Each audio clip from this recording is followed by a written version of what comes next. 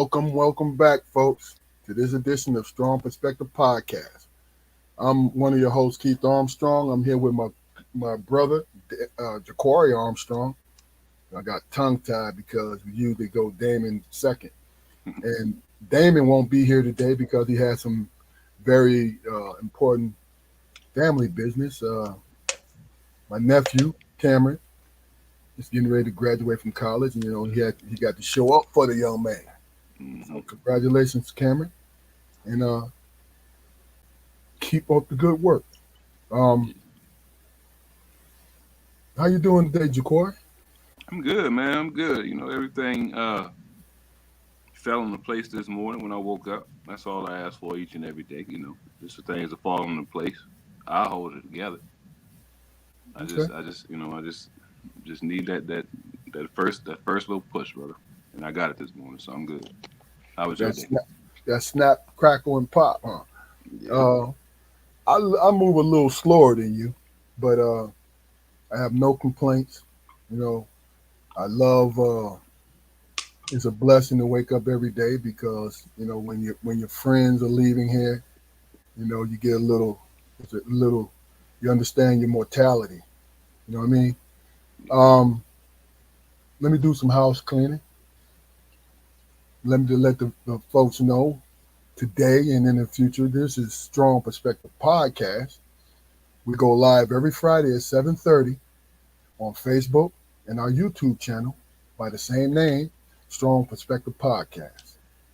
So basically, ladies and gentlemen, uh, what you can do, a big favor for us, is to go to the YouTube channel and go like, share, and subscribe. Let your people know. If you watch it, watch what we do. Hell, we've gotten good at it. You know what I mean? We took that raw clay and molded it into a vase, and it's so beautiful. hmm No, but go ahead and go to our channel, like, share, and subscribe. As we go along, guys, we love participation. If you're on Facebook, it's a lot easier. Just click on and add your comment. We're gonna put it on the screen. We'll address it. You know what I mean? Today is a special day for me, Jaquari, and Damon. Today is our mother's birthday. I want to wish my mom, Norgia, nicknamed Marge, and sister. Narcisse. I know that that's where it wants to be, but it was spelled out Norgia. So we'll take both. But mom, happy heavenly birthday. Miss you. Definitely miss you. Miss you and John. There's no doubt about it. Every day. But happy Birthday. birthday, mom. Happy birthday, mom. We love you. It's been Oh, years. It's been years since I said that out loud, man. oh You yeah. know. Oh yeah. Yeah. Okay. Yeah. Like I don't. Like as far as how you and Dame would go on Facebook and say something, profound words, touching words or whatever. But I don't do that. I don't do it. Yeah, that's understandable. And see me, when it comes to people that I care about, what hmm I learned how to do, because it didn't come in. It wasn't like I was born with it or anything like that. It was gradual over time. Because see, I don't like wasted moments. I don't like uh, regrets. You know, so hmm I will post. You know, birthdays for mom and John. You know what I'm saying? And just the love, man. That's it. But I understand where you're coming from because that's a private matter for you. You know. Um, with that, I want to address the first thing. Well, let me do this. Let me do my segment. Then we're gonna give you the halftime, folks. Uh, this is a big dog's perspective. So I've been asked by many people, what's the premise of the show? Why do you do this? And this and that. And when I tell them what it is, they don't believe me. I tell them I started doing this podcast for one reason. That is to spend time with my brothers who are my best friends and who I adore. I'm gonna keep saying it. I've said it on other episodes. I'm gonna keep saying it. You know, sometimes people want to get caught up in the clickbait and all these things and the debate and going back and forth with each other. Look, if I want to argue with somebody, I come home and throw a dirty after my wife got finished cleaning the dishes and go throw a dirty spoon in it. And I can argue all day long, right, kid? Because that's her pet peeve. You know what I'm saying? So really and truly, I told somebody today, I said, look, this is about conversation. This is about what we do. You know what I'm saying?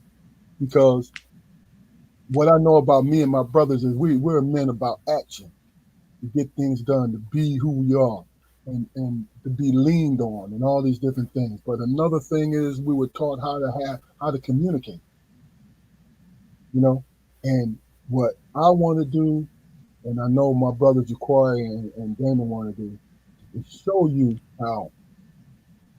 And I hate to say the word because you can see that I am when I'm about to say strong men. I don't have to tell you that I'm strong. You know that I'm strong, but strong men speaking on things that they may or may not agree with, you know, and just pay attention to it. That's what I need you to do. Pay attention. It's a big dog's perspective. All right, well, Corey, we was expecting the three of us, but I believe we can hold this down. You know what I mean? Be entertaining, shuffling off the buffalo that you know, you know what I'm saying? That Yeah. bullshit. Yeah. But let's go ahead and tackle this first question because, and I'll go first if you want, or you can go. But it's an interesting question that always seems to come up. Mm. As a matter of fact, I picked all three of the questions because it always seems to come up in every conversation that I have in a roundabout way or anything like that, right? Is the mental health of our community, Wow. you know? And let me preface that to say, I know everybody who's going to be listening to this have heard maybe the last 2 or 3 years that black men are afraid or black folks are afraid to go talk to somebody. And me, I personally think that's a singular thing because we seek help everywhere. Hmm. Sometimes it's negative through the bottle, to drugs, to somebody else's comfort. But the most important thing through the church and through the barbershop and the beauty salon. That's our therapy because it was never, we could never access it. People are like, oh man, y'all black folks to other black folks, y'all are afraid to go seek help because it was never presented to us as a whole. This is my opinion. As a whole, it was never presented to us Mm. because what we try to do now, if we want to talk about the health profession, going to see a doctor about our cough and then some shit like, yeah, we do that. We do that. But when it comes to anxiety, we look for relief. What do you think, Jacor? I mean, I totally agree, man. But for me, it's like a double-edged sword situation, man. Because and honestly, man, when was the last time uh, a close friend of yours seen you shed a tear, seen you emotional, seen you emotional enough to for him to try to reach out and try to help you find solutions. When was the last time something like that happened? For me, I mean, my friends have never, seen me express certain emotions or whatever because it wasn't, accepted by our section of society. I mean, that's just what it is. We So, can we so do you think it wasn't accepted, or you just thought did you just assume that it wasn't accepted? no, actually, I've seen many examples, man. How many times have you might have seen a little black boy crying or whatever for some reason. If not only black kids but kids and people, period. If a person is crying, there's a reason for it. Oh yeah. People just don't break out and cry for no reason. But when was the last time you seen a little black boy being chastised for crying? I seen people punch a kid in the chest because he was crying Yeah. and tell him to stop. Hmm. And you know what? I think a lot of that is the fact that they feel powerless into helping soothe that young man and that young kid's situation. You know what I mean? Like, okay, we can both speak from a man's point of view. When I fell, our dad would come up to you like, "You all right?" Now, his response was always predicated on what we said. Mm-hmm. So, you all right? Yeah, I'm good. Get up. Let's go. Right? Mm-hmm. As opposed to, you all right? I felt something move in my knee. Okay, sit there for a second. Mm-hmm. See, that's done out of love, man. That's done out of compassion towards someone. Simple See, empathy, man. and Simple empathy. That's exactly what it is. I'm gonna tell you what my guess is, and we're still on the mental health thing. My guess is this: when we see a mother do that to her child, because she feels as though that's the only thing if she wants. Okay, let me put it like this: a mother's instinct is to go coddle their son. You okay, right? Mm-hmm. But if she feel the pressure that it's just her, what she has to do is act like what a man would do. I mean, but they So missed the mark because they have no idea what a man would do. exactly, just like we have no idea what a woman would do when dealing with young ladies. Mm-hmm. You know what I'm saying?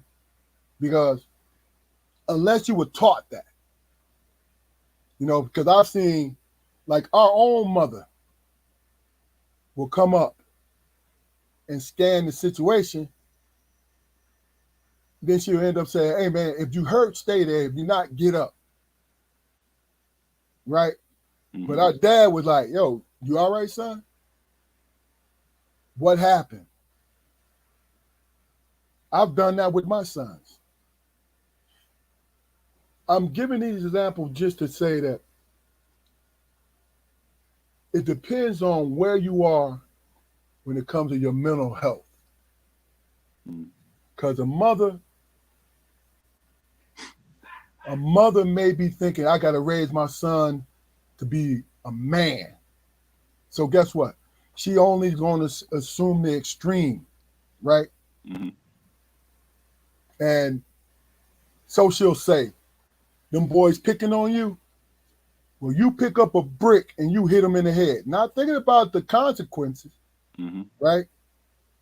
But that's all she has. You know what I'm saying? Training Yeah, a killer. You yeah. I know, mean, but it's a situation where we parent our kids, man. To combat trauma. mm, So our mothers are telling our little boys when they're crying, you got to be tougher than that because the world's gonna kick your ass. the world's gonna kick The your world's ass. gonna kick your ass at every turn of the screw. Yeah. And if it sees you weak, then it's gonna double down on that. But that's if we collectively, man, if we made a decision, man, that we were gonna protect our children in certain spaces, man, it wouldn't be a need for that. I mean, this is something this is our trauma is historical. It is, You and it know, I mean, still continues. Yes, yeah, I mean, we've been through a lot, man, and the way we handle it, you know, the way we successfully handle it is only held in certain arenas, man. You know, like we can be aggressive on the football and basketball field. You know, we can show emotion when we on the set when we on the stage singing. gotcha. You know, or acting or something like that, man. But when real life comes, you know, when we get back into real life, then you know we have to become stoic to a certain extent. You know, and stoicism, man. You know, it's you know it's a viable philosophy. I'll give you that. You know, it's had some usefulness to some societies, but not necessarily our society, man. When it comes to mental health and response to trauma, and to it's not cookie cutter, man. It's the individual. It's the individual how he handles it. You know what I'm saying? Yep. Because the way that I handle disappointment might be different from this guy right here.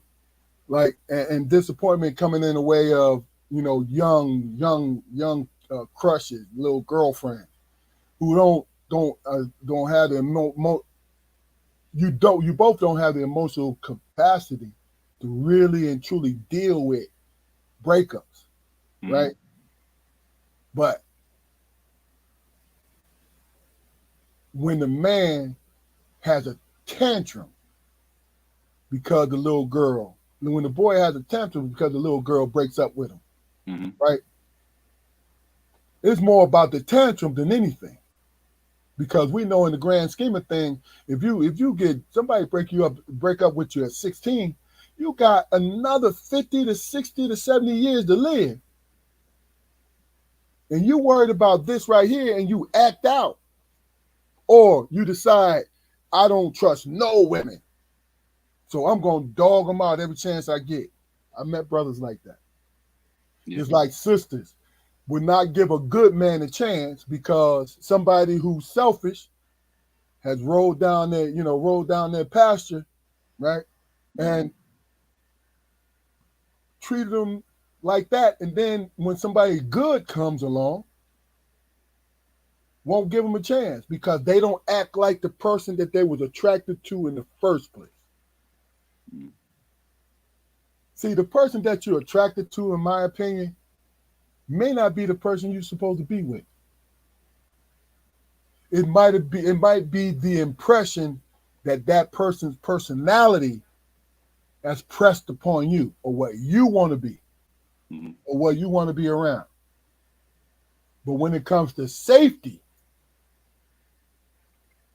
that's what you need to consider.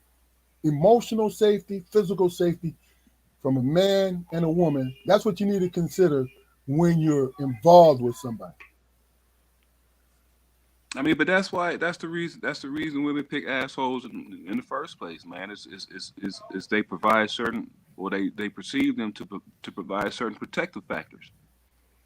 You know, I mean, the biggest, most aggressive dude is gonna keep you safe and provide for you better than the book smart meek little guy over here who don't really like raise his voice, and his options aren't as wide as the other guys is.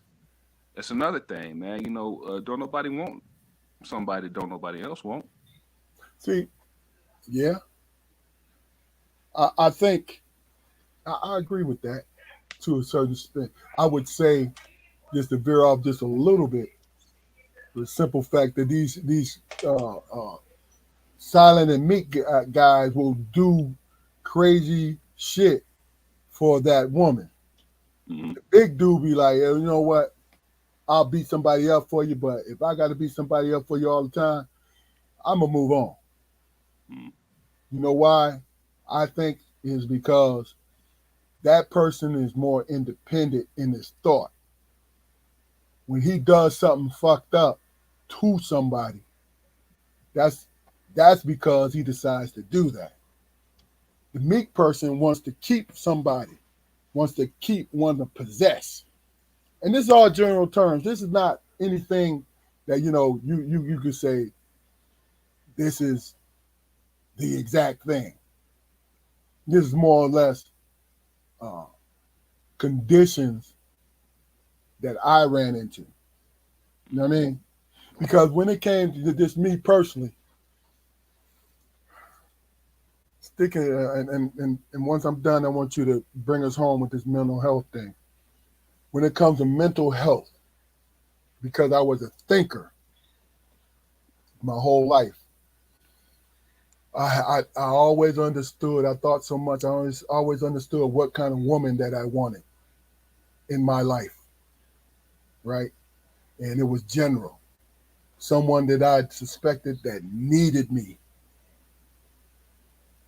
and need was recognized as asking, and paying me attention to receive.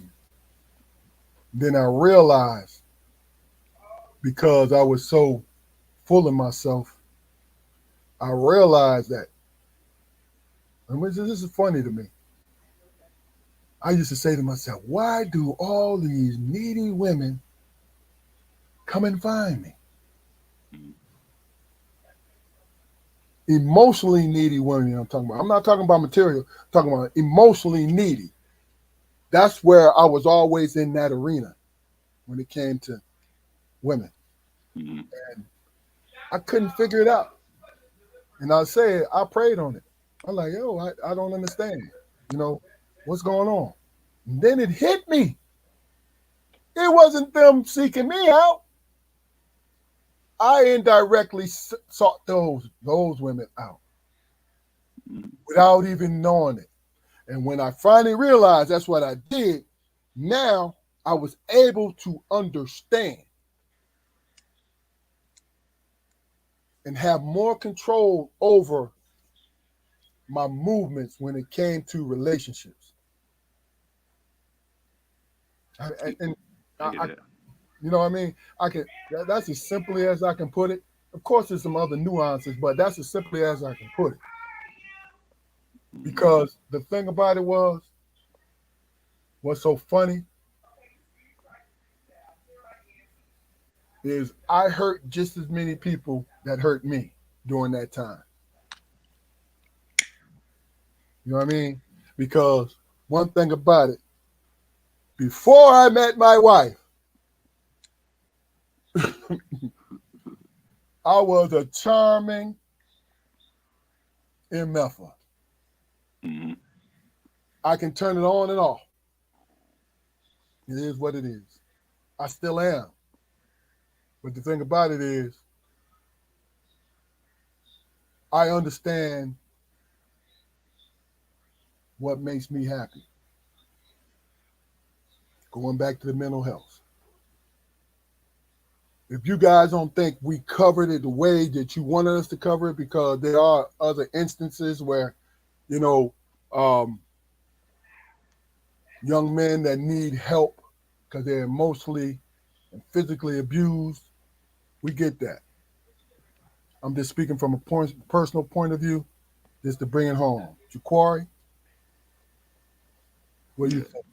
At some point, man, I mean, like Pop used to say, man, if you constantly shitting and falling back in it, man, then you gotta sit down and dissect you. You have to, Mm-hmm. because I used to ask you all the time, man, am I crazy? Am I crazy? Am I irrational? Am I typical?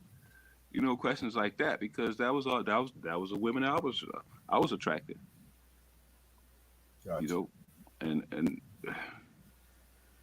it got to the point where I just accepted the fact that I had a type, as far as mentality went, Mm-hmm. and I just did the best that I could with what I had, or so I thought, but at any point you are in your life, man, and until you decide to grow yourself and nurture yourself, man, you always gonna be in the same ruts. You're always gonna be like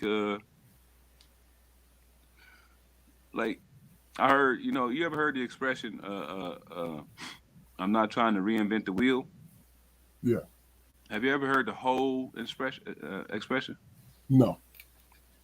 I could say, all right, the whole expression goes, I'm not going to reinvent the wheel because I'm just going to roll through the same old shit. You know what I mean? So until and until you ready to like mentally, deconstruct yourself, man, and figure out what your flaws are, what your hangups are, and exactly how much you are, how much bullshit you're willing to accept from a person, man, you're gonna be in the same space. That's in terms of relationships, man. That's in terms of your own mental health. That's in terms of trying to help somebody else deal with their mental health issues. You can't help nobody, man, if you have, if you're not constantly actively trying to help yourself. It's true. And a lot of times, man, especially in today's black community, man, we a lot of us don't know that we're suffering because our dysfunctions have become the norm. Because it's always preached to us. Yeah, I think. yeah, I yeah. think it's preached to us all the time. I said earlier. So Hmm. let me do this some justice, man. Because see, mental health in our community. Because you got look the other side of that. Because we were talking about the relationship emotional side of it, right? Hmm. But the mental health side of it, to be honest with you, is because I worked in law enforcement for 30 years, Hmm. and I've had to deal with people in crisis, and I want to address that. I don't want to like just gloss over it and just ignore it. Yeah. It is the hardest thing in the world to come upon somebody who feel that they are in complete control, but really and truly have lost themselves. Hmm. Because as a sheriff deputy, we handled in the county of Wake, we handled the majority of the folks in crisis. Hmm. As a matter of fact, we took classes to um, be able to service them better. And I've seen some sad, sad situations where, for some reason, when somebody needs medication every single day, it is true when they start to feel better because they recognize that they're out of control. The majority of folks recognize that they're out of control where there's a chemical imbalance, right? Hmm. But the thing about it that goes with that is the clarity that you're out of control also is the way that you put yourself in a position to stop taking your meds Hmm. because you feel better. You think that's some kind of movie cliche, but it's the truth. It is the truth. I've seen so many. I tell you, I ran into someone who had been asleep, he had been awake for almost 2 weeks. He was in the military, and his trauma had been so bad. He's a black man. His trauma had been so bad in the military that it would keep him up. So he would stay up for so long. Now he'd be taking his medication to sleep and also just to bring himself down to keep some normalcy in his life. But he would stay. He always did this. He would stay up for 2 weeks in a row. I said 2 weeks because it's 2 weeks exactly. And Hmm. once he stays up, he starts to hallucinate. Hmm. And when I met him, he thought I was Iraqi regular. Hmm. Me and my zone partners. He thought we were Iraqi regulars. So on his side. So he's trying to get us to give him the password. Now this man was a sergeant or something like that, maybe a lieutenant, right? In airborne. So he was one of them bad boys, right? Mm-hmm. And this man, his son had to hide his guns from him because they had been through it. His son was a teenager, about 15, 16 years old. They've been through it before. And they knew that to call us to come out so we could take him to be evaluated, right? And he's talking to me. Now, I'm feeling safe, even though he might have some hand-to-hand combat situation that he could fuck me up, right? But I'm Mm-hmm. feeling safe because I know there's no actual weapons in there other than my own, keeping my distance. And he's talking to me like we're over in Iraq, you know? And the Mm-hmm. guys that I was with, because one of the first things that you learn is not to feed into their delusion. You see what I'm saying?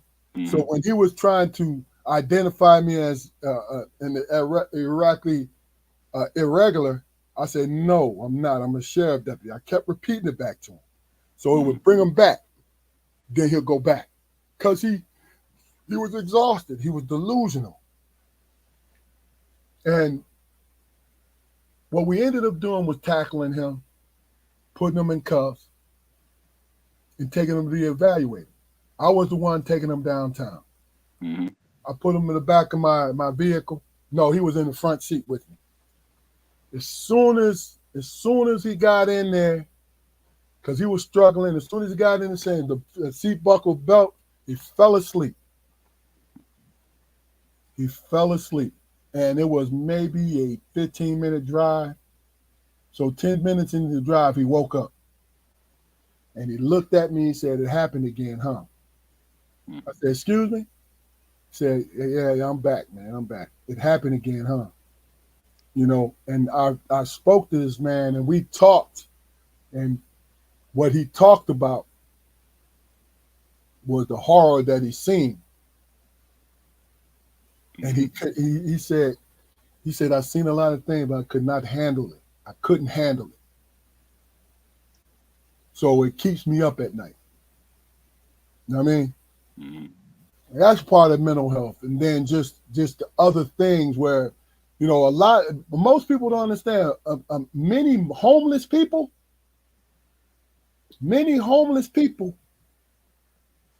are special needs people. They need medication. They need this. And it's easier for them to be on the street because all they're dependent upon is living. They don't have to pay no bills or anything like that. I'm not saying they're willing to be out there. I'm saying when they're in their manic episode, the best thing that they're able to really and truly handle is walking around aimlessly trying to get a hold of the world. And the world is just a fingertip away, but it's not there. Mm-hmm. You know? Yeah. I mean, dealing with somebody's,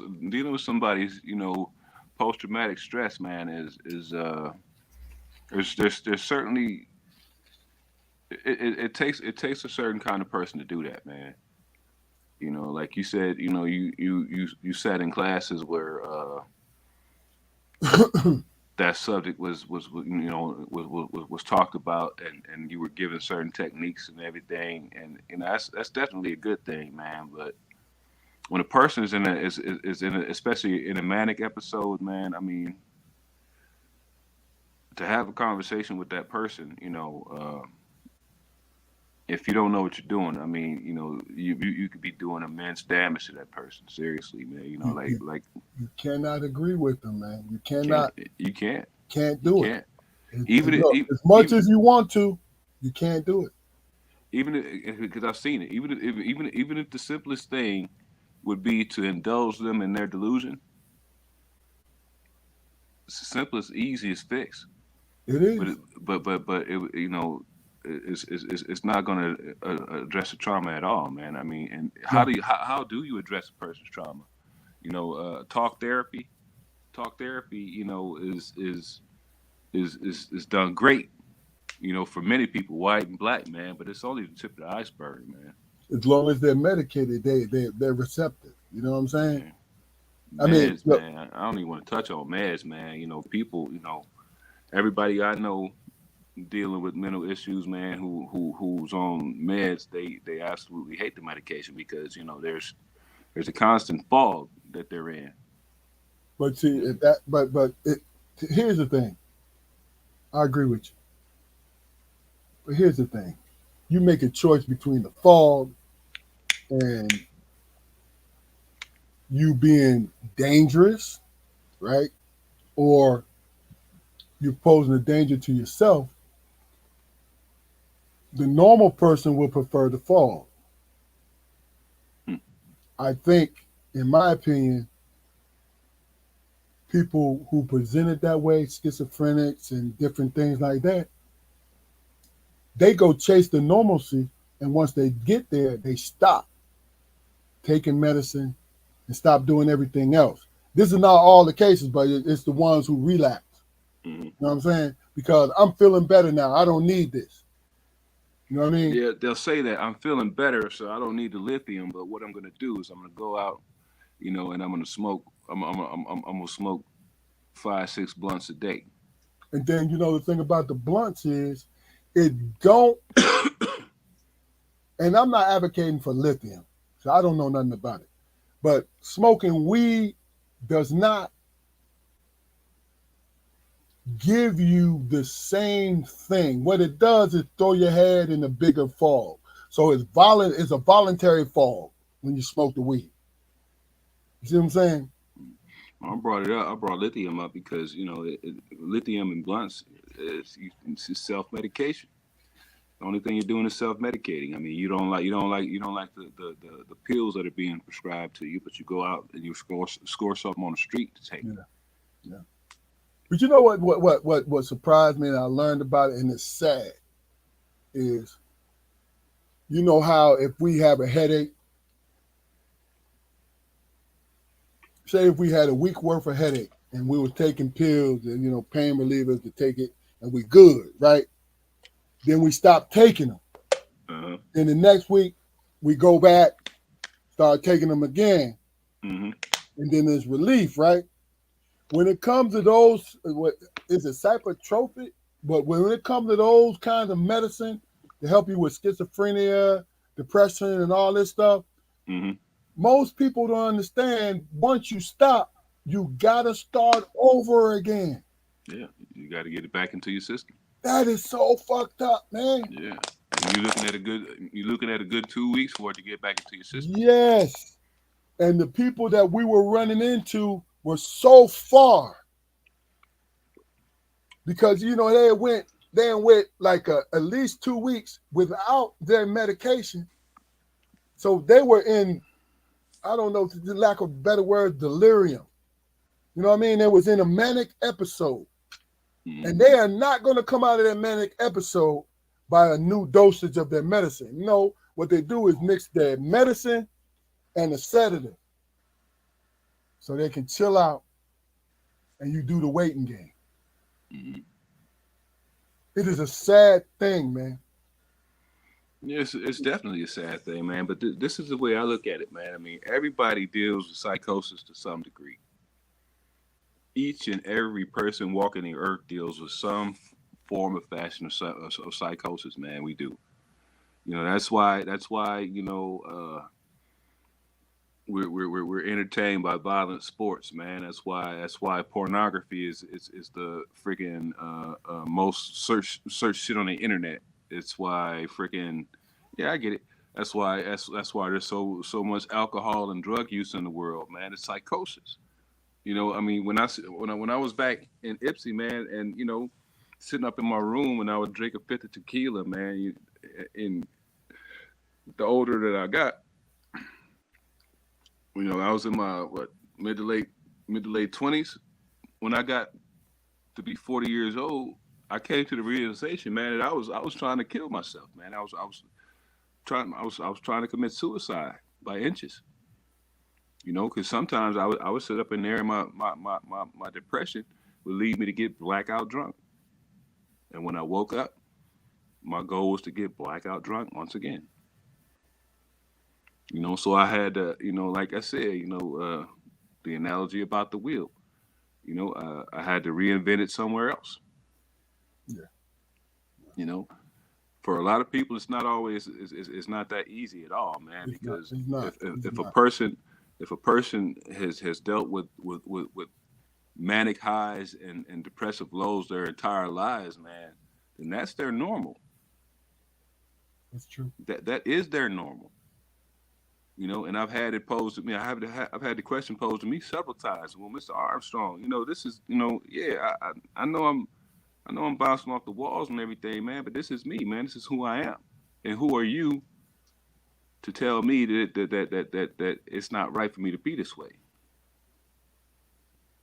But You you know know, what? You know what? It's a great point. But I say to that, and this is me. I also ask these kinds of questions. You know, when the young man or young woman said, "This is me," right? I ask, how much is it you? Is it you on 10 or is it you on 5? Because there's a difference. mm, You see what I'm saying? Because you got to think about it. The most relaxed you ever been. Now, you talked about drinking those fifths, right? Blackout drunks. Before you blacked out, there was a point where you sat there and did this. Thank you. It didn't last for long, but you look for that thank you. I'm not saying this works for everybody. What I'm saying to you is there's a point in everybody's life, man, that we look for escape. I mean, yeah, I don't, yeah, because I can't agree with that, man. I mean, I never had a moment of relief when I was doing that, man. When I started doing it, when I began drinking, my goal was to be fucked up But because my that my my, my normal my normal didn't feel good. But the numbness that stupid that's the numbness that drunken stupor brought me was familiar, man. Now familiar things, just because it's familiar doesn't make it good. I know that. But look, we just said the same thing. We're saying the same thing. You look for that numbness. You know what I'm saying? Now this is not an indictment on people who have a problem with drinking, have a problem with drugging, have a problem with anything else. I'm saying this is from a personal point of view. Like, I drank a lot. Don't do it no more. But I drank a lot. And that's because I wasn't in the NBA or overseas somewhere. Overseas more realistic. But yo, in my 20s, that's what I did because I was not a drinker until I was around 24 years old. Mm. Even though I can always handle my liquor, I was not a drinker. I'm saying to you is this: to forget or not to forget, to pass the time until I had to get up for work Hmm. and go to work. But see, this is the thing. This is the difference, man. You said because you weren't in the NBA because you weren't in positions that you felt you wanted to be in or whatever. That's a reason. I didn't have a reason, man. I mean, Didn't have a reason, and many people don't have reasons why they overdrink. They don't have reasons why they indulge in risky behavior. I, It's a compulsion. a compulsion is always stemming for a reason, though. They're looking for that high, man. Whatever it is, that numbness, whatever it is, they're looking for that. There's always a reason, I think. You know what I'm saying? Mm-hmm. Look, and you may be right, but this is what things that always had me grab on and hold on to sanity. The three things that I had that helped me to hold on to was prayer, believing in a higher power, believing in a higher spirit, right? Where I Mm-hmm. held on to sanity, in which I could have went down the road and gave up everything because it was the easiest thing to do. Mm-hmm. You know what I'm saying? Then also the people who depended on me. I tell you, my sons came at times when I really needed to be aware. I say my oldest son saved my life. And then my oldest son, Keith, saved my life. Then my youngest son, Carson, validated why I'm here.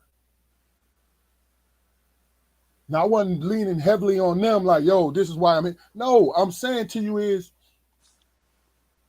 because I always think, my life has always been filled with optimism, man, because I'm 58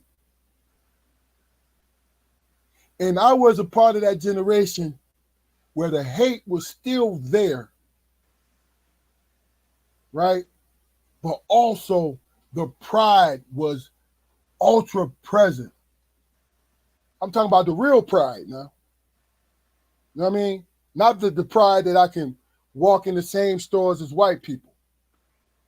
Not saying that's a bad thing, but you know what I mean? Mm-hmm. Not that. No, the fact that learning that what they were teaching us was lies. When I say lies, I'm talking about the stereotypical bullshit. That's it. Mm-hmm. Nothing more, nothing less. I'm the ultimate stereotype, right?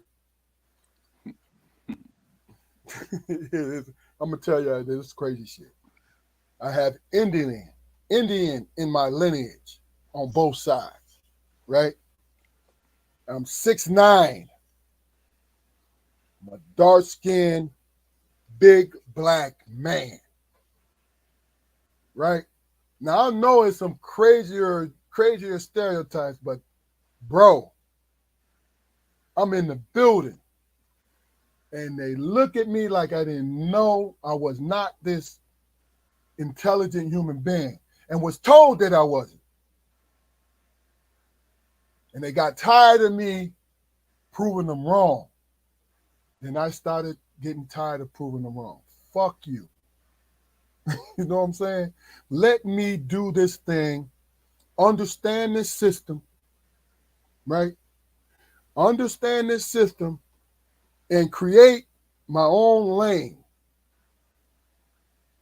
You say, how did I create my own lane? If I worked for 30 years in law enforcement, I did some great things in law enforcement for people. It had nothing to do with locking them up. I reached out and I encouraged and I made myself available. And it's still to this day, people still look out, look for me and talk to me. Now, am I saying this to everyone to be like, I'm validated, I'm this, I'm no, no. I led my life in the way that I wanted to lead my fucking life. This is why I'm so sad when it comes to folks who have chemical imbalances and don't have control of their life. That is the saddest thing to me. It is so, it is horribly sad when you don't have control over your life, the way you think and the way you move. That is sad to me. Yeah, it can be, man. It definitely can be. I mean, I think, if a person can get past their hubris, man, and just exist in those moments. That's my theater background, man. Beat per beat per beat per beat per beat. That's how I try to live my life, man. Mm-hmm. I mean, plan for the future. Okay, yeah, God bless you. But me, I've got to live in the now. In order to secure my future, because it was a point in time, back in my past where I didn't do that.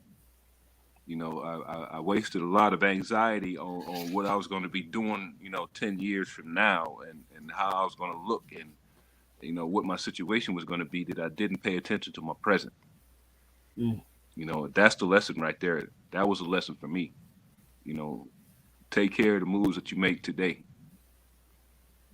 so you can make those moves tomorrow. As far as mental illness goes, man, and chemical imbalance, I mean, I wish I had. I wish hell, I wish I had a bad answer, man. Hell, a bad That's answer real. is better than no answer at all. That's real. You know, I mean, at work, if I do have to, and I have dealt with young people, male and females going through mental crises or whatever, man. I find myself just sitting there. And that's it. Mm-hmm. I don't ask questions because I don't know what questions to ask. I think I think the kind of questions that I ask is personal questions because I've been around in my job. I've been around killers, not trying to be their friend because I understand why they're there. You know what I'm saying? But Hmm. the fact that I'll treat you in a professional manner, Hmm. because I'm not trying to be your fucking friend, man. If I'm pretty sure that you have cleared out a house, cleared out lives in a house. There's no way, and this happened. This is just true. There's no way that I'm going to be your buddy. There's no fucking way. But I Hmm. will talk to you. You know what I'm saying? I will have a conversation with you because you're a human being. But understand something. You will know I don't agree with that bullshit that you on. And if you think I am, then you're a damn fool, Hmm. right? Um, why don't we do this? Because I want to at least get one of the questions, the other questions in, right? So I'm gonna blend them for you, man. Um, what is your definition of manhood? Right, your personal definition of manhood, not everybody else's, but yours. And along with that manhood, what do you feel is your individual responsibility to our community? The first part of the question, my definition of manhood, man, is service. And that has definitely evolved over the years, man. Because I was in a place where I thought manhood was bravado. I thought manhood was promiscuity. I thought manhood was a certain amount on my paycheck. You know, uh, and deep down, all those things do factor into manhood. But ultimately, man, service to anyone in need, man. That's where I sit on manhood. A man, lends a hand and provides where where he can and where he's needed and where he needs to. You know, uh, in regards to my responsibility to my community, I mean, it's like a broken record, man. I'm here to model. I'm here to model certain behaviors. I'm not what you might consider a company man by far, but I understand systems. I've been raised in systems my whole life, and there's a certain way that you need to move and conduct yourself if you want to find success within systems. You know, but that's not the end of the race right there, because once you find that success, if you feel that a certain part of that system needs to change, then it's your responsibility to take up to take up that mantle. You know, it's all about positioning. It's all about the look. You know, that's another thing that I've always battled with, man. Always been pretty, always been pretty, man. But I uh, I had a certain I don't know if disdain is the right word, but I just dudes who like a dude who would get a haircut every week, and if you do, I apologize, man, but I just it was I didn't respect it. I didn't respect it because I questioned that person's values, man. I question that person's values, man.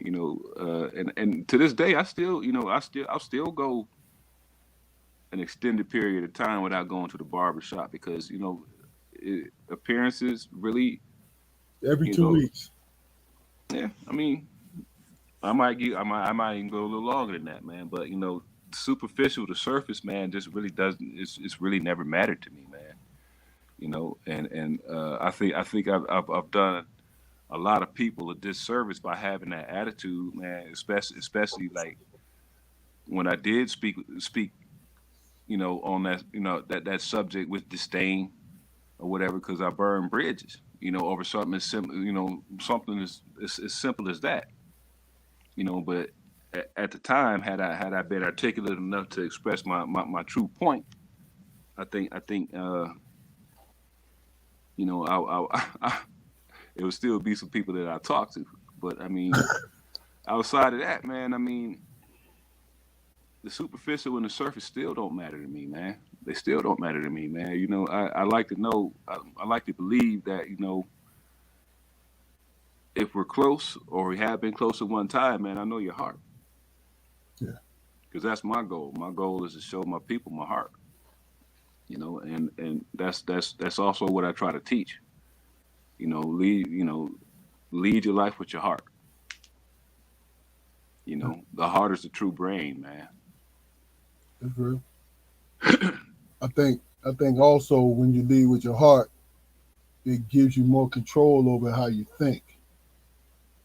You know what I mean? Because if you leave it up to your brain always measures the odds. Your brain measures your odds. Like, yo, the odds is that 65% of motherfuckers is on this, man. So Mm-hmm. lean towards this. You know what I'm Mm-hmm. saying? With your heart is like, yo, I know 65% of this motherfuckers is leaning towards this, but yo, this shit don't feel right. Yeah, these kids is hungry, man. So Yes, so sir. so so you can berate as much as you want to about their Yeah. situation, but do you have the capacity right now?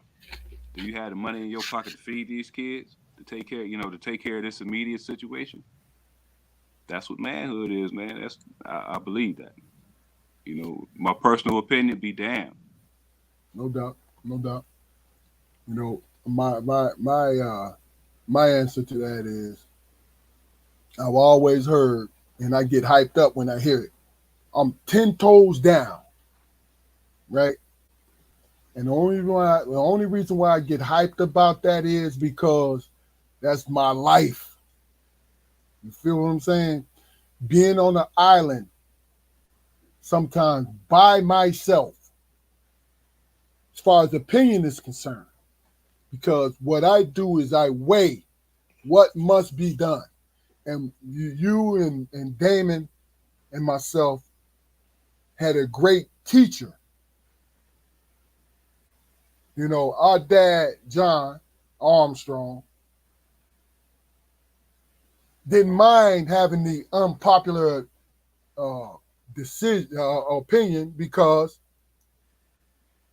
it's what felt right to him. That's why I had to learn from him. You know what I'm saying? Hmm. I had to learn that from him because I say this so often on our different episodes.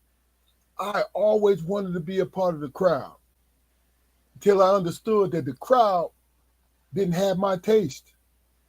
Mm-hmm. And then I had to make the decision, do I really want to fuck with them? You know what I'm saying? Because it's those kind of things where as a man, because I don't take it lightly. I'm not on that cookie cutter shit, man this, man that, man this, that, No. A man to me is somebody who step up and take responsibility for what he does. And then he brings along who he's responsible for. Right or wrong or indifference, that's what I see. That's my idea of a man. Manhood. Now, I've been always caught up on community because I've been taught by the best when it comes to community. Because what I understood and what I always loved about the Georgetown Hoyas of the 80s is when the team wins, everybody wins. When the team wins, everybody wins. Now, there's individual schools, they call them blue bloods, right? So those are the schools who was winning the most championships early on. I'm going to bring this sports analogy to you guys. And the thing about it is, somebody brought up, should Connecticut be considered a blue blood? UConn? Yeah, because they won how many championships in the last 15 years? For the girls? Men's. Shit. Men's. Men's? I'm talking about men's. 5, 4 or 5, something like that. Something like that. Yeah, But so my point is, who gives a fuck? Because the people who won those championships don't care. They won the championship. mm-hmm. Life always get in the way of the bullshit. Feel what I'm saying? Mm-hmm. So I relate that to manhood. You taking care of business. You being the best that you can possibly be towards your family and your friends. Who gives a fuck what the outside world says about how you taking care of your family? I'm not talking about breaking the law. I'm talking about this, you grinding your ass off and you making it happen for your family. Mm-hmm. That's manhood to me. You know what I'm saying? You don't measure yourself by it. The only way you measure yourself is the effort that you put into it, not the results. It's the effort. What you want to give your family.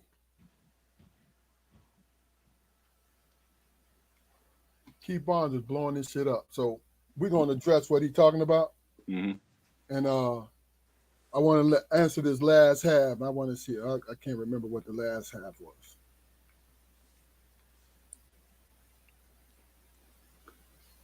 Oh, shit, that's easy. Responsibility to the community, you do the best you fucking can. You do the best that you can. Of course you look, I don't have a problem with somebody who say, yo, I can't do this because my family is gonna lack because I do this. I gotta respect that, right? But if you have extra and you can do for the community, the fuck you waiting for? That's my opinion. What the fuck are you waiting for? You know what I mean? Mm-hmm. Your time. It ain't about the money that you spend. Your time, your wisdom, showing up, being present. That is important. All right, now look. Keith Barnes, what's going on, brother? How you doing? What's going on, bro? I know some other people showed up, but you throwing these comments up here. So we're gonna backtrack a little bit. You said I find myself sometimes deciding if some people are deserving of the service than they deserve, and I'll want to keep them from it. Then I feel selfish. Ah, you kind of selfish, but yo, I respect. No, no, no. Hold on. Let's No, call it. Let's no. Hold on, dog. Hold on. mm, I'm not saying he wrong. Hell no. But if he knows that it's a selfish act, then he'll feel better. He don't feel guilty. That's just me. What do you think, Jaquari? I'm not going to say that he necessarily knows that it's a selfish act. It's the way he feels. I mean, I think that's where we kind of like we kind of drop the ball sometimes. I mean, it's doing for others in need, man, is really not something I gauge. I gauge the immediate need, man. But I don't spend a lot of time. I don't waste a lot of time trying to figure out how they got I'm there. with you. I'm with you. I Because don't you know care. what? I don't care how You they know got why? there. Because when it comes to me, I just do it and I just move the fuck on. Mm, It's what it is. Somebody in need, if identify that they in need, then I move on because mm, that's just who I am. yeah. I'm not waiting for recognition. All right. No recognition. No. I mean, I do. I mean, I do. I will. I will. Help out and for selfish reasons. I was always told those times those things come back to you. You know, Man, I've never like received it. To a point where I would notice it. But I got shit. I got a wife, man. I got grandkids. If it don't come back to me, then God bless them, and I hope it comes back to them. and that's the thing about it is the fact that the energy that you put off, the spiritual energy that you put off, is definitely going. They're definitely going to receive it. Period. You know what I'm saying? And that's it. Uh, Keith says I end up not being the man that I could or should be out of spite. That's probably crazy sounding. No, it don't sound. My opinion, Keith, it don't sound crazy. But if you can live with it, then be with it. If you can't live with it, change that shit up. Yeah, it's a decision. It's a That's decision. your decision. You Yeah, have the power. You know. Look, look, look. If it's one of the women's, if it's one of the women's, Keith, hey, it's one of them kind of games where it's like you going fishing. You might find you a little honey hole, or you might find just open seas, my guy.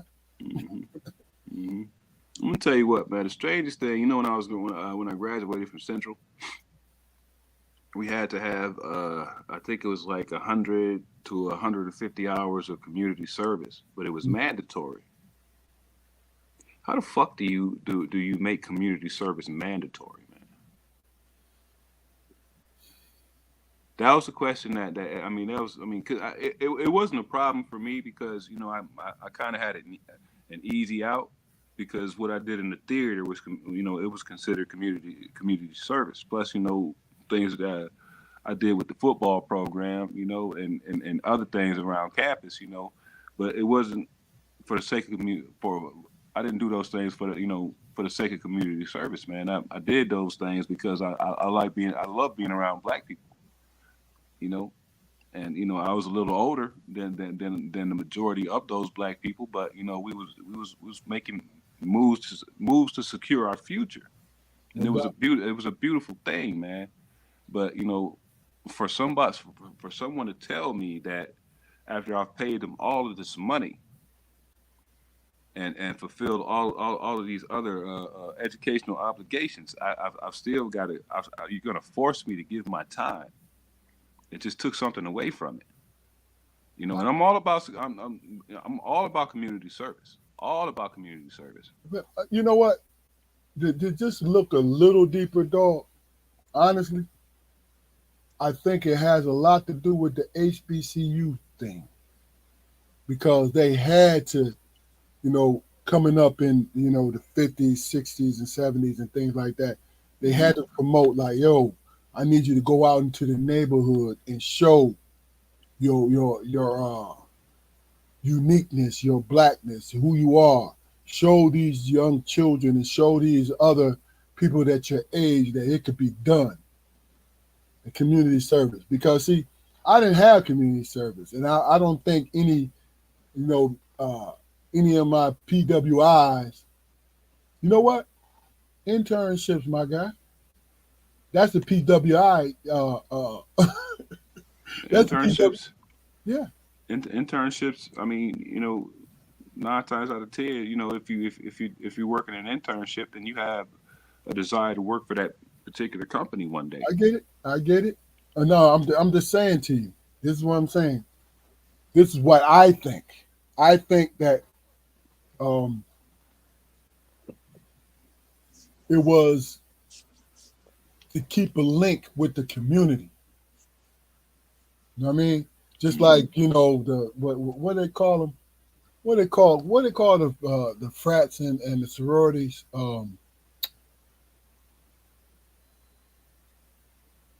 I forget the name of it. It's a nickname. I forget. I just looked at it today.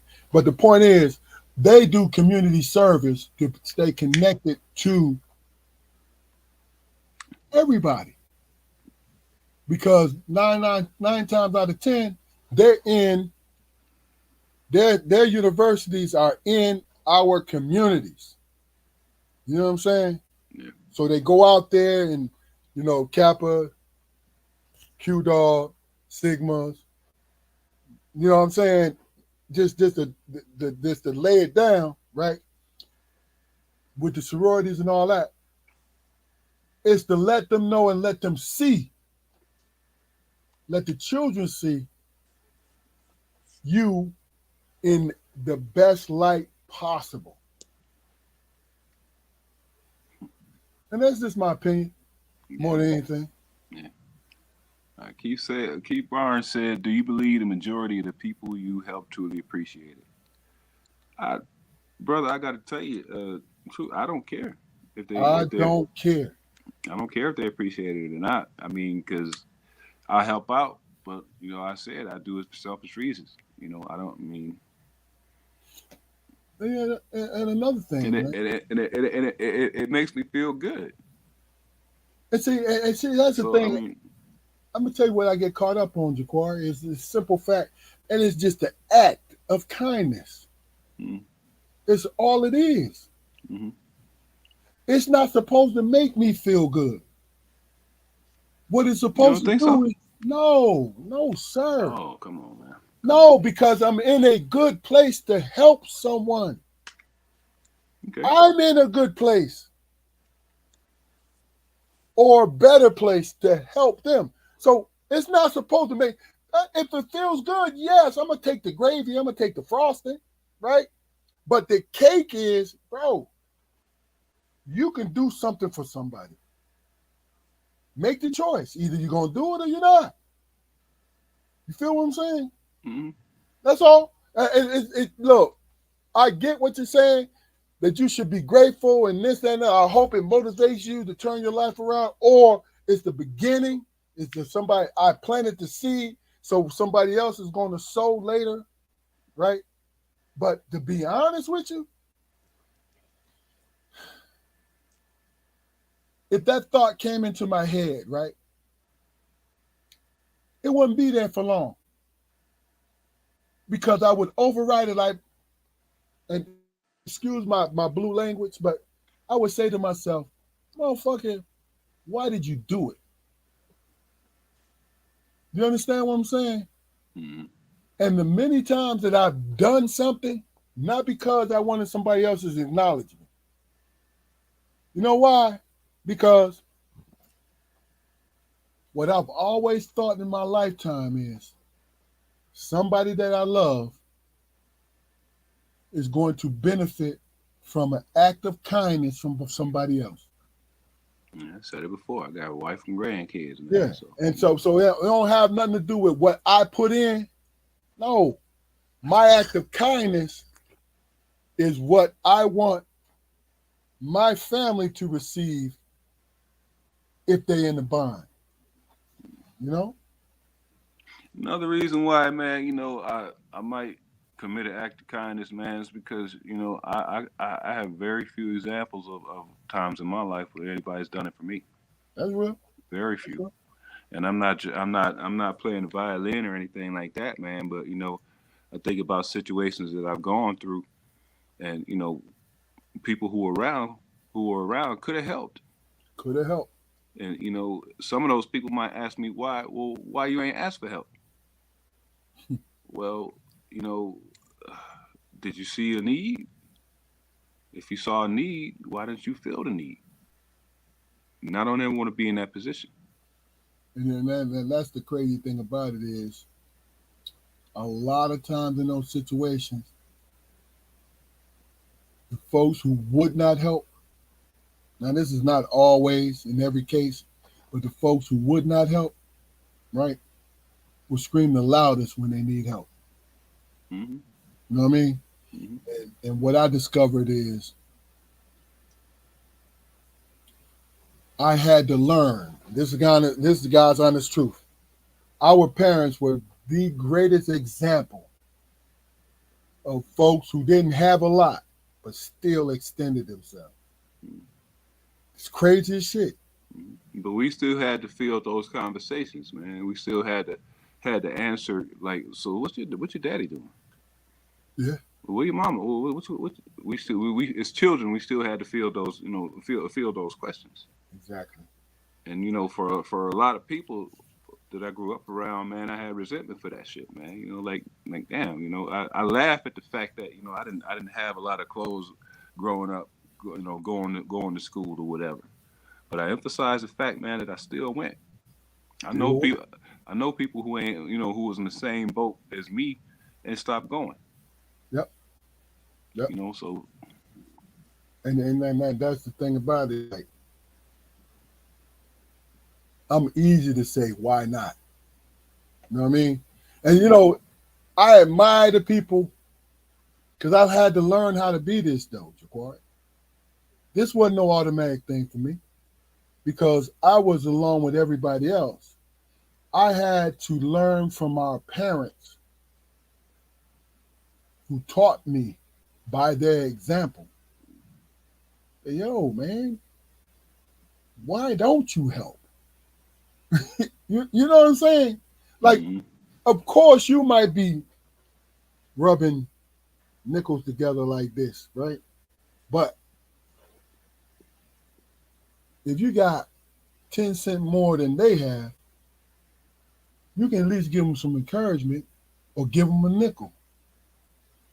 You feel what I'm saying? It's just what it is.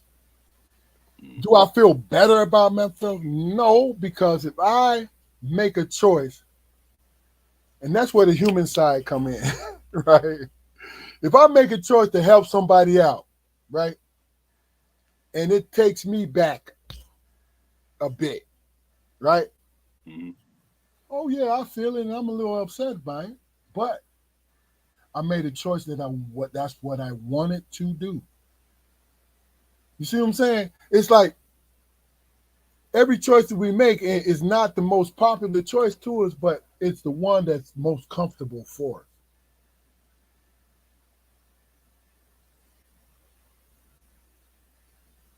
Okay. Keith Barnes said, "It's funny because I've been in a position where I couldn't help someone that truly needed it without someone truly undeserving or the root of the problem benefiting from my help." I could throw a joke in there, keep bonds, but that's some real shit Mm-hmm. because when you make a decision, this is my opinion about it. If you make a decision to help that person that you care about, nothing else matters, man. Don't matter. It don't matter. Now, if you don't want to look like a simp and all this, then you wouldn't be typing this in, man. You understand? You wouldn't be typing this into the thing because really and truly, what this is telling me is you're gonna make that decision for that person that you care about. But you want everybody to understand that you recognize that the other motherfucker you cannot stand. You know what I'm saying? Mm, That's the way I see it. yeah. And I definitely have an opinion about people, who refuse to get out and help themselves. I have an opinion. Don't get So me how many? wrong. So how many people have you helped that refuse to go help themselves? Oh, I don't know. I don't have those conversations with them. Exactly. That's my point. Because look, what I just put up here. He said, Keith Barnes said, "Do you believe the majority of the people you help truly appreciate it? It don't matter to me. It don't matter if I have the gumption or the inclination to help that person at that time, and I help them. I move on. I just move on, man. You know, Yeah, I mean, as far as the look, you said something about looking like a simp or whatever. As far as the look goes, man, I've never cared about that. I mean, if you think I'm a sucker that you can hit every time you see me, eventually, hell yeah, I'll pick up on it, you know. And the yeah. next time I see you, I still might help you out. But what does that say about you? What does it say about you? See, that's the key to it. Is a lot of times what we do is we worry about, in my opinion, guys, we worry about how we look to the world. Mm, But that person that we helping, how do they really look? People want to say, "Oh man, she finessed me," or "He took advantage of our friendship," or this or that, right? He didn't take advantage of your friendship because if you was aware of what was going on, you wouldn't do anything. mm-hmm. But when it comes out of friendship or out of heavy like or love, and you do something for them, I as don't need long as you're not going, if you're not going without, what's the problem? I don't need it. I don't need to hear the backstory. I don't need to hear the life story. I mean, the Don't need to hear. if you want to tell me how you ended up in this position over a drink, yeah, I'm game for that. But Yeah. right now, this instant, what do you need? Look, and What do you what, Jaquan, what what do you need to get you to the next moment, brother? look, and especially this, folks. You gonna pay me back, right? Then I don't give a fuck what you did with it.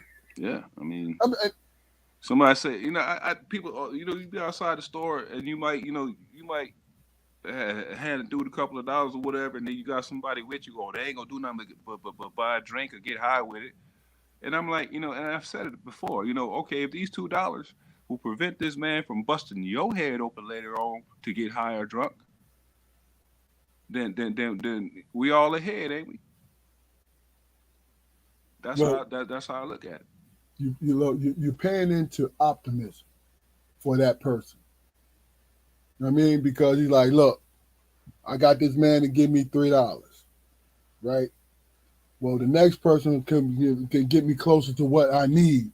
Now they not gonna harm anybody because they feel as though they can work their way through it and then accomplish what they need. You know Hmm. what I'm saying? Hmm. If you can humble yourself, if you can humble yourself, no matter what your situation is, if you can humble yourself enough to hustle up on one of them orange and yellow vests and stand out, on a doggone traffic island and ask for money, then who am I not to look out? Because that's their job. That's real. That's their job. I seen a homeless dude, beg all day, for money or whatever, and then get up and go get in the car and drive away. Okay, well, the motherfucker's still homeless. You gonna begrudge him a car? Yeah. You gonna begrudge a homeless person a cell phone? Stipulations What the to fuck is you thinking about? homelessness. You know what I'm saying? Yeah, yeah. Now, That homeless if a home. motherfucker going to a motherfucking fuck it 1,400 square foot house, you know what I'm saying, and dinner Mhm, waiting on them. Okay, I got problems with that. They took my tools and fuse, but guess what? My tools and fuse was there to give to him, so I don't really mhm, give a fuck. You know what mhm, I'm saying? And I say that because we have been, my opinion, guys, been brainwashed to think there's so much weakness in not having a job. It's weakness in character. mhm, When your character really flow, it really shows when you're around somebody longer. But you never know why somebody is homeless. You never know because it's the mental aspect, then it's being laid off, then so many things. But guess what? We look at the homeless as being lazy. mhm.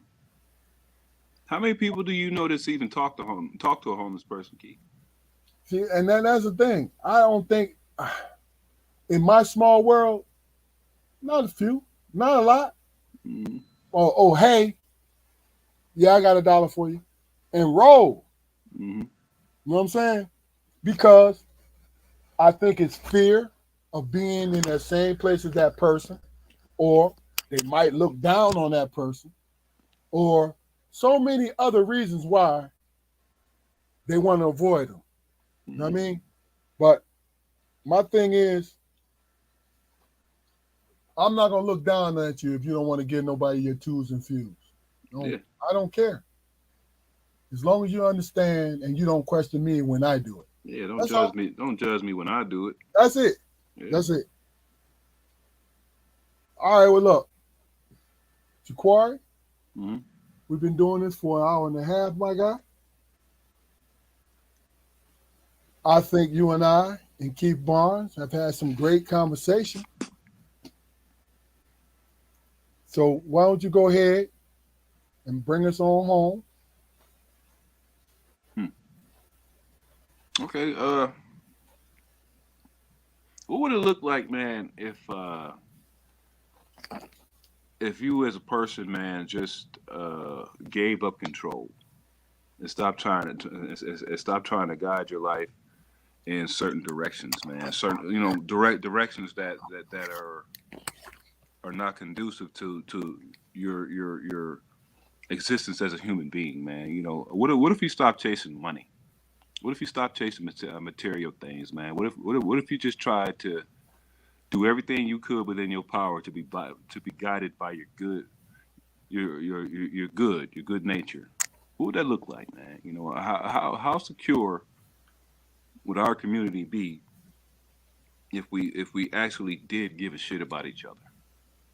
Mm, You know,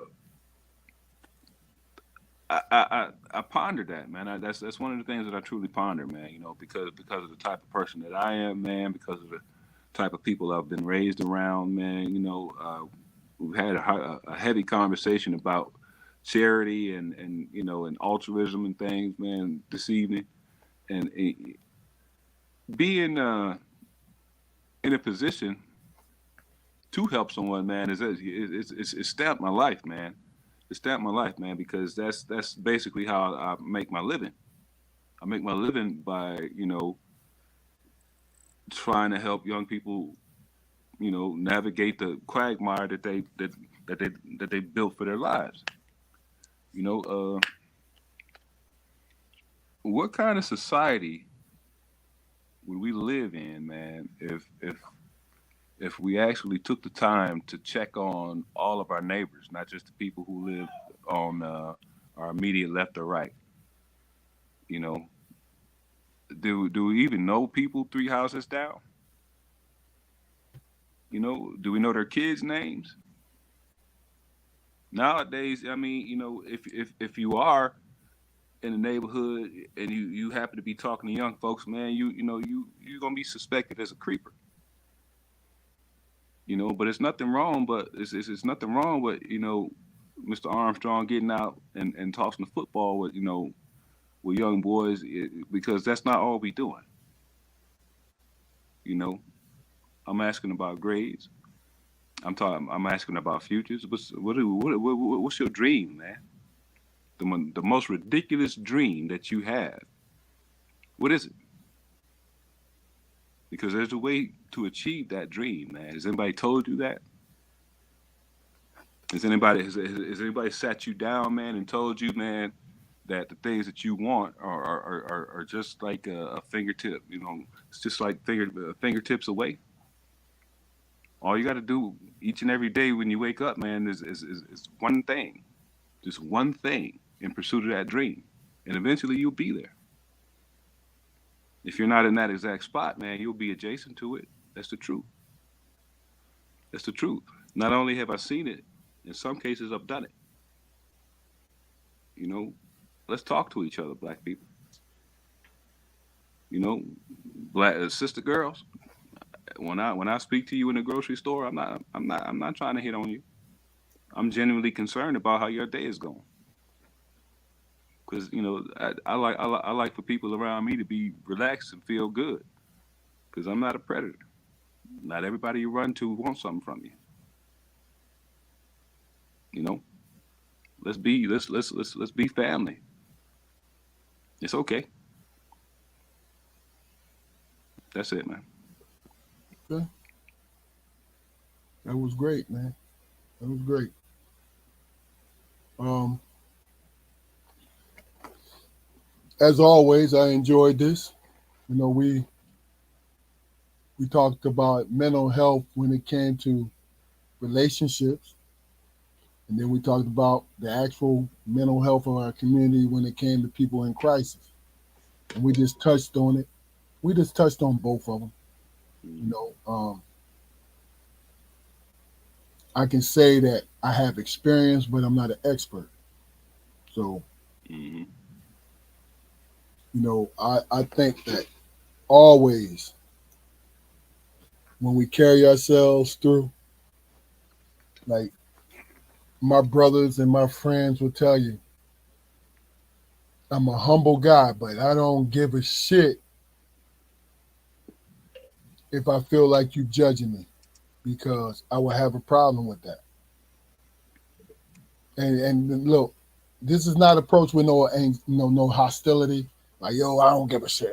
No, I'm talking about the simple fact that the way I carry myself in my life, the way I want to carry myself, the way I carry myself, the majority of the time, especially when I think about it, is in a way that I am comfortable with. Mm-hmm. That's it. So if I feel like I'm kissing somebody's ass, I stop. Like, yo, hold on. I'm working too hard for you to simply just give me your ass to kiss. You are out of your mind. I've said that so many times. Mm-hmm. Because, and I'll say this because people always take the easy route. They do. When they sit there and like, yo, they don't care about you. They don't give a shit about you. So they'll sit up there and wait for you to say your response. You'll be like, oh, you good? Okay, cool. Good job, brother. And move on. So the one person you got to care about is you. How do you feel? How do you feel about how you're moving through your little group and how you're moving through life? How do you feel about you? Now, is that a answer to everything? No. But it'll take a lot of anxiety off of you. Mm-hmm. That's what it is, man. Mm-hmm. Hey, listen, this is a Strong Perspective podcast. I'm with my younger brother, Jaquari Armstrong, always doing a great damn job. You know what I'm saying? And I had a great time. And this was a somber episode for us, but really and truly, it was something that we felt we needed to express. Mm-hmm. Um, do us a favor, house cleaning. Go to our YouTube channel. What we're shooting for is 1,000. We only up to 108. Come on now, just go and click on it. Take 30 seconds to click on the subscriber. It is what it is. I Mm-hmm. hope you think I ain't begging you, but I'm saying go do it. You ain't got shit else to do for 5 minutes. You know what I'm saying? But please, please continue to watch us. We on every Friday at 7:30. We have great content. We have great people. I really and thoroughly enjoy being on with my brothers because they're great men. And I know that this podcast showcases that. But look, thank you, Jaquari. Mm-hmm. Damon, I hope Cameron's situation, his speech went very well. But this is Strong Perspective Podcast. We'll see y'all next week. Y'all stop playing. Hey, before we go, Keith, Go ahead, uh, bro. just a last thought, man. You know, you can judge me if you want to. You know, just in general, you can judge me if you want to, man. But I no longer feel the need to find my happiness, through spite. I'm just going to be happy. Amen. I suggest you do the same. Peace. Amen. This is Strong Perspective Podcast. Stop playing. We'll see y'all next week. Peace.